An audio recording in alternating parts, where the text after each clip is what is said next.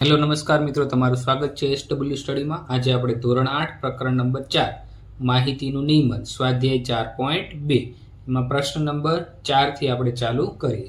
અગાઉના વિડીયોમાં આપણે 1 થી 3 પ્રશ્નોનું સોલ્યુશન કરી દીધું છે, તો તમે એકવાર જોઈ લેજો। પ્રશ્ન 4 શું છે? એક સબરકી પર માત્ર એક જ નંબર લખેલ હોય તેવી કુલ 10 સબરકી પર 1 થી 10 અંકો લખીને તેને એક ખોખામાં રાખી તેને સારી રીતે ભેળવવામાં આવે છે। તેમાંથી કોઈ એક સબરકી જોયા વગર પસંદ કરવામાં આવે તો નીચેની ઘટના પર સંભાવના શોધો। તો મિત્રો આમાં કુલ પરિણામ કેટલા થઈ ગયા? 1 થી 10 થઈ ગયા। તો આપણે પહેલા શું લખી દઈએ? કુલ પરિણામ। કુલ પરિણામ કેટલા થઈ ગયા? 1 થી 10। શું કરવા? 1 થી 10 સુધી એમાં આંકડા લખેલા છે, તો કુલ પરિણામ 10 થઈ ગયા। હવે પહેલો પ્રશ્ન શું છે? સબરકી પરની સંખ્યા 6 હોય તો મિત્રો 1 થી 10 આપણે લખી દઈએ। 1 2 3 4 5 6 7 8 9 અને 10। તો 6 કેટલી વાર આવે છે? એક જ વાર। તો આપણે શક્ય પરિણામ કેટલા લખશું? શક્ય પરિણામ 6 કેટલી વાર? એક વાર। તો શક્ય પરિણામ 1 થઈ ગયું। હવે આપણે સંભાવના ગોઠવી લઈશું। સંભાવના બરાબર શું થશે મિત્રો? શક્ય પરિણામ શું થશે? શક્ય પરિણામ છેદમાં શું થઈ જશે? કુલ પરિણામ। તો શક્ય પરિણામ કેટલા છે મિત્રો? 6 કેટલી વાર છે? એક વાર। તો આપણે ઉપર 1 લખી દઈએ, છેદમાં કેટલા થઈ ગયા? 10। તો આપણે સંભાવના શું મળે? 1/10 મળે। ત્યાર પછી મિત્રો બીજું છે, સબરકી પર લખાયેલ સંખ્યા 6 કરતા નાની હોય તો મિત્રો કુલ પરિણામ તો આપણે 10 ખબર છે, 6 કરતા નાની સંખ્યા એટલે 1 2 3 4 અને 5। 6 કરતા નાની કીધી તો શક્ય પરિણામ કેટલા મળ્યા? 5। તો આપણે લખી દઈએ શક્ય પરિણામ। શક્ય પરિણામ કેટલા થઈ ગયા? 5 થઈ ગયા। હવે સંભાવના લખી દઈએ। સંભાવના બરાબર શક્ય પરિણામ છેદમાં શું થઈ ગયું? કુલ પરિણામ। હવે કુલ પરિણામ આપને અગાઉ જ ખબર છે 10 છે, તો 5 શક્ય પરિણામ 5 છેદમાં કુલ પરિણામ 10। તો 10 ની જગ્યાએ 5 દુ 10, તો 5 5 કટ થઈ ગયા। તો સંભાવના કેટલી મળી? 1/2 મળી। ત્યાર પછી ત્રીજો પ્રશ્ન છે, સબરકી પર લખાયેલ સંખ્યા 6 કરતા મોટી હોય। હવે 6 કરતા મોટી સંખ્યા કઈ આવે? 6 કરતા મોટી। 6 કરતા મોટી એટલે 7 8 9 અને 10। તો ટોટલ કેટલી થઈ ગઈ? 4 સંખ્યા થઈ ગઈ। 6 કરતા મોટી સંખ્યા કેટલી થઈ ગઈ? 4 થઈ ગઈ। હવે આપણે લખીએ શક્ય પરિણામ। શક્ય પરિણામ બરાબર કેટલા થઈ ગયા? 1 2 3 અને 4। કુલ પરિણામ આપને ખબર છે 10 છે, તો આપણે લખી દઈએ સંભાવના બરાબર શક્ય પરિણામ એટલે કે મળતા પરિણામ છેદમાં શું થશે મિત્રો? કુલ પરિણામ। હવે શક્ય પરિણામ કેટલા મળ્યા? 4 અને કુલ પરિણામની સંખ્યા 10। તો 4 ની જગ્યાએ 2 દુ 4, 10 ની જગ્યાએ શું થઈ જશે? 5 ગુણ્યા 2, 2 કટ થઈ ગયા। તો આપણી સંભાવના કેટલી મળી? 2/5 મળી ગઈ। ત્યાર પછી મિત્રો પ્રશ્ન નંબર 4 છે, સબરકી પર લખેલી સંખ્યા 1 અંકવાળી। તો 1 અંકવાળી સંખ્યા એટલે જેમાં એક જ આંકડો હોય, તો એવી કઈ થશે? 1 2 3 4 5 6 7 8 અને 9। કેમ કે સબરકી પર 1 થી 10 આંકડા લખ્યા છે, તો 10 નંબર સી શું થઈ જશે? બેકી સંખ્યા। તો ટોટલ કેટલા શક્ય પરિણામ મળ્યા? 9। તો આપણે લખી દઈએ શક્ય પરિણામ। કેવા પરિણામ મિત્રો? શક્ય। શક્ય પરિણામ બરાબર 9 છે। કુલ પરિણામ કેટલા છે આપણા? 10 છે, જે આપણે મિત્રો ખબર છે। તો આપણે લખી દઈએ સંભાવના બરાબર શું થશે? શક્ય પરિણામ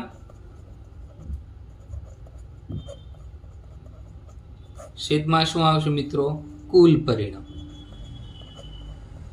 શક્ય પરિણામ કેટલા હતા મિત્રો? 9 હતા અને કુલ પરિણામ કેટલા છે?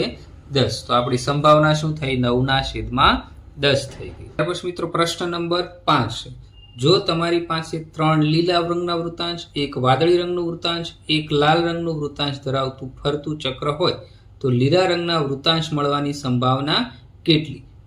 પહેલો પ્રશ્ન થયો લીલા રંગ માટે. બીજો શું? વાદળી રંગ ન હોય તેવા વૃત્તાંશની સંભાવના કેટલી? તો કુલ પરિણામ માટે આપણે શું કરશું? લીલા રંગના કેટલા વૃત્તાંશ? 3. વાદળી રંગના કેટલા? 1. અને લાલ રંગના કેટલા? 1. તો ટોટલ કેટલા થઈ ગયા? 3 + 1 + 1 એટલે કેટલા થઈ ગયા? ટોટલ 5. તો શક્ય પરિણામની સંખ્યા કેટલી થઈ ગઈ મિત્રો? 5 થઈ ગઈ. કુલ પરિણામની સંખ્યા કેટલી થઈ ગઈ? 5. હવે મિત્રો લીલા રંગના વૃત્તાંશની સંભાવના, તો લીલા રંગના કેટલા વૃત્તાંશ છે? 3 લઈ દઈ. તો શક્ય પરિણામ આપણા 3 થઈ ગયા. સંભાવનાનું સૂત્ર શું છે? સંભાવના બરાબર શક્ય પરિણામ છેદમાં કુલ પરિણામ. તો લીલા રંગના વૃત્તાંશ 3 મળ્યા અને કુલ પરિણામ આપણે કેટલા મળ્યા છે? 5 મળ્યા. તો આપણે અહીં શું કરી દઈશું? 5. તો સંભાવના આપણી કેટલી થઈ ગઈ? 5 થઈ ગઈ. હવે બીજો પ્રશ્ન શું કીધું? વાદળી રંગનું ન હોય તેવા વૃત્તાંશ મળવાની સંભાવના. હવે વાદળી રંગના કેટલા છે? ખાલી એક જ છે. એ આપણે કુલ પરિણામમાંથી બાદ કરી દઈએ.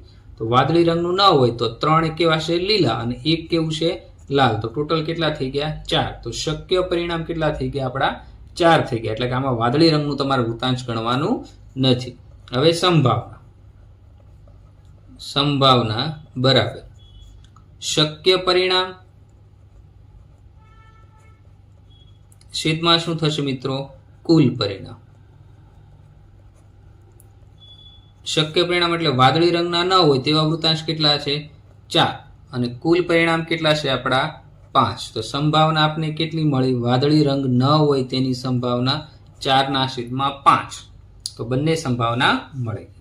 ત્યાર પછી મિત્રો પ્રશ્ન નંબર 6 આપણો છે કે પ્રશ્ન 6 કે ઉપરયુક્ત પ્રશ્ન 2 માં આપેલી ઘટનાઓ માટે સંભાવના શોધો. હવે એના માટે મિત્રો આપણે પ્રશ્ન નંબર 2 પહેલા આપણે જોવો પડશે. મિત્રો પ્રશ્ન 2 આપણી પાસે શું હતો? એમાં પેલું હતું પાસાને ફેંકવાથી મળતા પરિણામની મદદથી નીચેના પૈકી ઘટના બનવાની શક્યતા. તો પેલું હતું અવિભાજ્ય સંખ્યા. તો આપણે અવિભાજ્ય સંખ્યા કેટલી છે? તો પાસામાં ટોટલ કેટલા અંકો હોય? 5 હોય. એમાં અવિભાજ્ય સંખ્યા કઈ થઈ? 2, 3 અને 5. તો એની આપણે સંભાવના મેળવવાની. તો પેલું આપણે લખી દઈએ કુલ પરિણામ. તો પાસા પર કુલ પરિણામ કેટલા મળે? પાસા પર કુલ પરિણામ.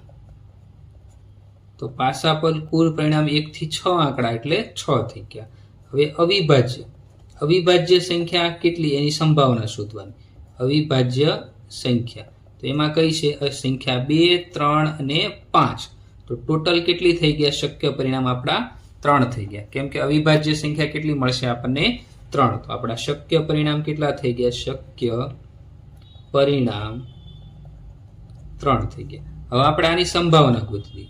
તો સંભાવનાનું સૂત્ર શું છે? સંભાવના બરાબર શક્ય પરિણામ છેદમાં શું આવે મિત્રો? કુલ પરિણામ.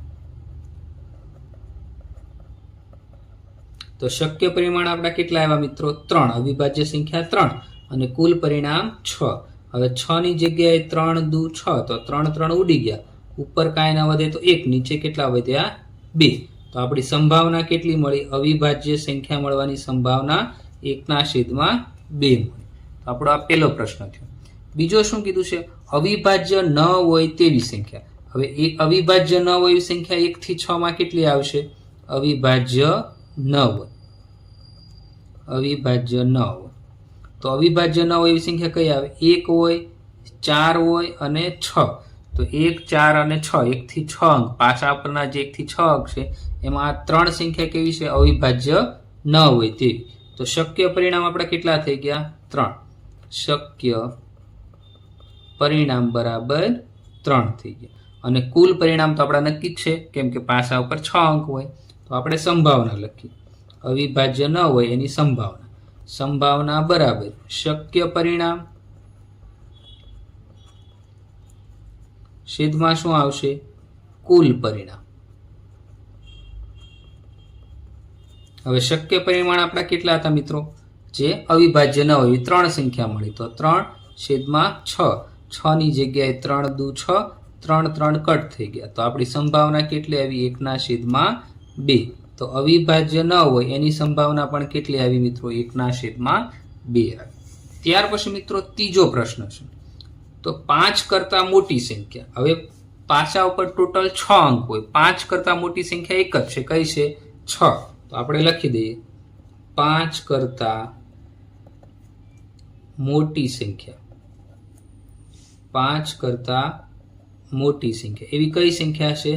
6 નંબરની સંખ્યા, અને એના પરિણામ કેટલા થઈ ગયા? 1. તો આપણે લખી દઈએ શક્ય પરિણામ 1 થઈ ગયું. હવે આપણે એની સંભાવના ગોતીએ, તો સંભાવના બરાબર શક્ય પરિણામ છેદમાં શું આવશે મિત્રો? કુલ પરિણામ. હવે શક્ય પરિમાણ આપણે કેટલા મેળવશે મિત્રો? 1 જ, કેમ કે 5 કરતા મોટી સંખ્યા 1 થી 6 માં 6 જ છે. તો 1. કુલ પરિણામ આપણા કેટલા હતા મિત્રો? 1 થી 6 અંક એટલે 6. તો આ 5 કરતા મોટી સંખ્યાની સંભાવના કેટલી મળી? 1/5 મળી. ત્યાર પછી બી માં શું કીધું છે? 5 કરતા મોટી ના હોય તેવી સંખ્યા, એટલે 5 કરતા નાની સંખ્યા. તો 5 કરતા નાની સંખ્યા કઈ મળશે મિત્રો?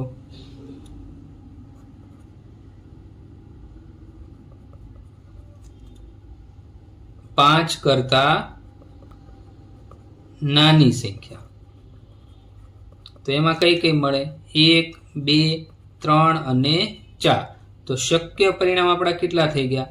શક્ય પરિણામ બરાબર 4 થઈ ગયા.